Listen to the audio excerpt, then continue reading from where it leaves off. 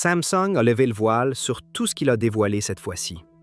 Presque tout ce qui concerne le S26 Ultra a fuité, de la liste officielle des accessoires aux détails de design confirmés, en passant par diverses fuites. Aujourd'hui, examinons ces 6 nouveautés clés confirmées. Commençons par les accessoires.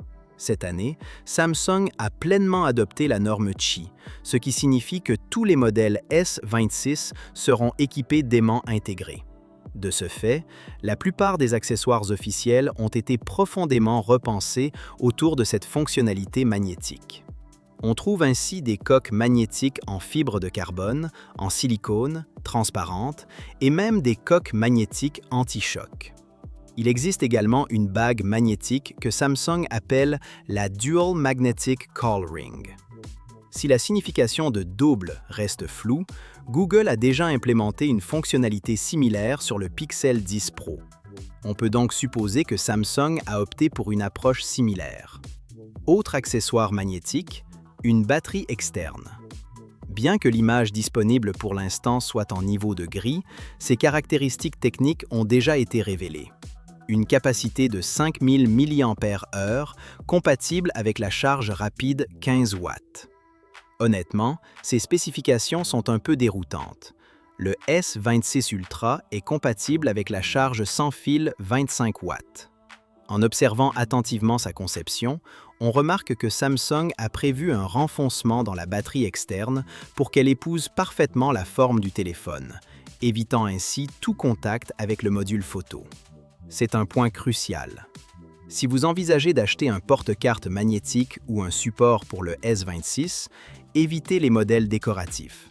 Privilégiez ceux conçus pour éviter tout espace, sous peine de heurter l'objectif et de causer un problème majeur. Par ailleurs, Samsung va commercialiser un nouveau chargeur sans fil magnétique 25 watts. Pour profiter pleinement de la vitesse de charge sans fil du S26 Ultra, il vous faudra donc probablement changer de chargeur. Il en va de même pour la charge filaire. L'adaptateur secteur n'est toujours pas inclus dans la boîte, mais le nouveau modèle prend en charge la charge rapide filaire 60 watts.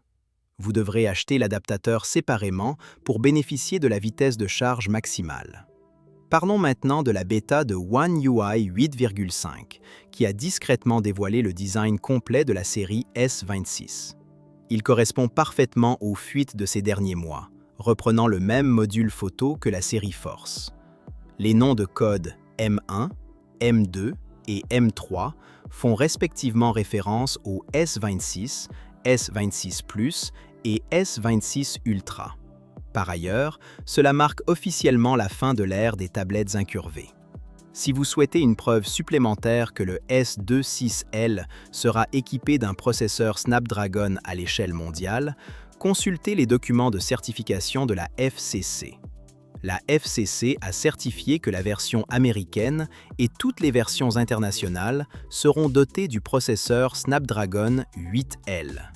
Quant à savoir si Samsung sortira officiellement une version spéciale améliorée de la gamme Galaxy, comme le S5, aucune information n'est encore confirmée. Cependant, un détail a attiré mon attention. La documentation du S26 Ultra mentionne la recharge sans fil Bluetooth WPT. Un site web qui a initialement rapporté cette information a affirmé avoir confirmé la recharge sans fil inversée. En réalité, il s'agit d'un malentendu. Je tiens à préciser. Lorsque Google a ajouté la recharge sans fil magnétique de type 2 au Pixel 10, il a immédiatement supprimé la recharge sans fil inversée, car l'aimant pouvait provoquer des interférences. Il est donc naturel que certains craignent que Samsung ne fasse de même et ne retire cette fonctionnalité de la série S6. Franchement, il est trop tôt pour l'affirmer avec certitude. La mention du partage d'énergie sans fil WPT par la FCC indique seulement que le téléphone est compatible avec la norme de type 2. Tout téléphone compatible avec ce type de recharge arborera cette mention.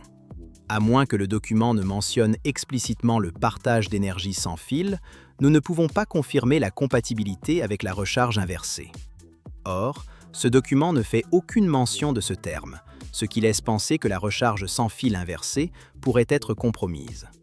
Comme toujours, attendons d'avoir des preuves définitives.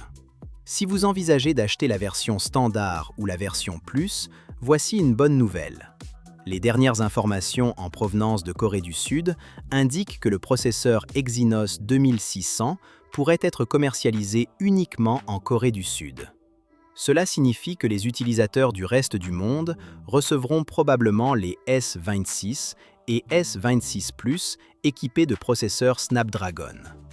Le rapport indique que la production du processeur Exynos 2600 n'a pas suffi à satisfaire la demande mondiale, poussant Samsung à le réserver au marché intérieur. C'est un choix judicieux, car les processeurs Snapdragon offrent actuellement de meilleures performances. Si l'Exynos 2600 est aussi puissant que le laissent entendre les rumeurs, il est préférable pour Samsung de le tester localement avant son lancement mondial l'année prochaine. Enfin, la série Galaxy S26 sera le premier modèle à intégrer One UI 8.5. Samsung a d'ailleurs déjà ouvert la bêta aux utilisateurs de S25. Si vous résidez dans une région compatible, vous pouvez y accéder facilement via l'application Samsung Members. Bien entendu, s'agissant d'une version bêta, des bugs sont susceptibles d'être présents. Abonnez-vous à la chaîne Android Plus pour rester informé des dernières actualités.